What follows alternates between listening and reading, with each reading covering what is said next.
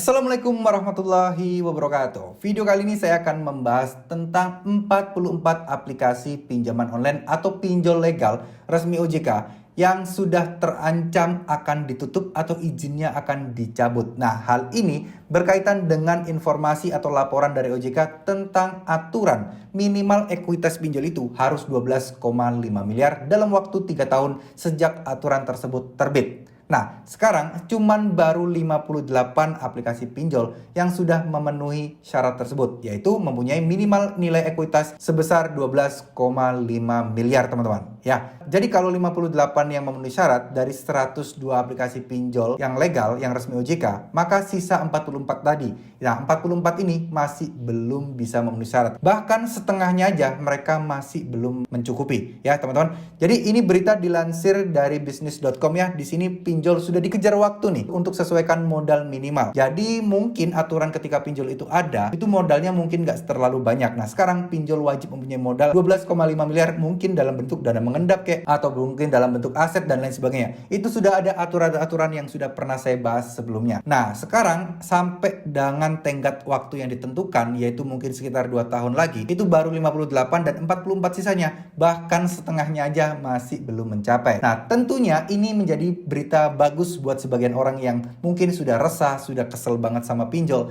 berharap bahwa 44 pinjol itu tidak akan mencapai target dan akan ditutup. Yang mana kalau ditutup akan ada dua kemungkinan. Kalau nggak pinjol itu bangkrut terus kemudian jadi ilegal, ya pinjol tersebut akan diakuisisi oleh perusahaan lain atau pinjol yang lain. Nah, mungkin orang akan berharap pilihan yang pertama, yaitu bangkrut aja udah, nggak usah ada yang akuisisi. Kenapa? Karena kalau bangkrut utang mereka akan jadi lunas. Tapi kalau misalnya diakuisisi, mau nggak mau tetap harus bayar, tapi bayarnya nanti udah nggak di pinjol itu lagi, tapi di pinjol yang membeli. Mungkin dengan nama yang sama, atau mungkin juga dengan nama yang berbeda, atau ngikut induk perusahaannya. Misal kayak contoh aja ya, ini contoh, misal EasyCash bangkrut, terus kemudian dibeli sama Kredit Pintar. Nah, mungkin bisa jadi nasabah EasyCash ini akan dialihkan menjadi nasabah Kredit Pintar. Semacam itu, teman-teman. Tapi pastinya orang akan lebih berharap, akan lebih milih, ya udahlah bangkrut aja lah, nggak usah pakai diakuisisi lah. Yang mana kalau bangkrut ya jelas utang tidak akan ditagih, bingung juga mau bayar kemana, yang mana hutangnya akan otomatis jadi lunas, teman-teman.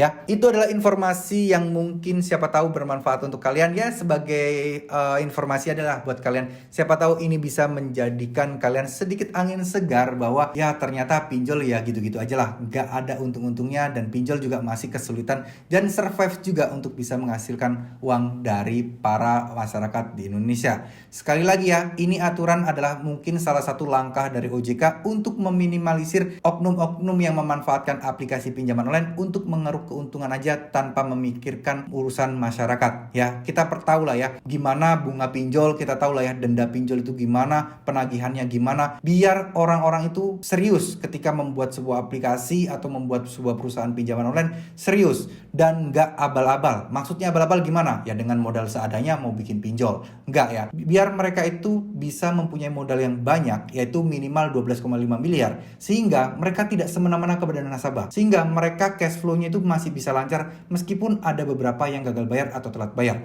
Coba deh bayangkan, kalau modalnya cuma 1 miliar, yang minjem udah banyak, yang galbe banyak. Nah, mereka pasti akan melakukan segala cara biar masyarakat segera bayar. Yang mana ini akan sedikit lebih meningkatkan kemungkinan-kemungkinan orang untuk melakukan pelanggaran-pelanggaran yang akan menyulitkan masyarakat. Saya rasa aturan ini sudah lebih tepat ya. Aturan ini sudah bagus, sudah dilakukan dan diterapkan oleh OJK. Sehingga udah nggak ada lagi perusahaan-perusahaan baru yang niatnya mengeruk keuntungan, niatnya katakanlah sebagai rentenir modern untuk membuat susah masyarakat-masyarakat yang ada di Indonesia. Ya, semoga OJK bisa lebih ketat lagi aturannya dan nanti mungkin bisa lebih tegas lagi sanksinya dan lebih banyak mendengarkan keluhan masyarakat terkait masalah pinjaman online. Amin amin ya robbal alamin. Terima kasih, mohon maaf jika ada salah-salah kata. Wassalamualaikum warahmatullahi wabarakatuh.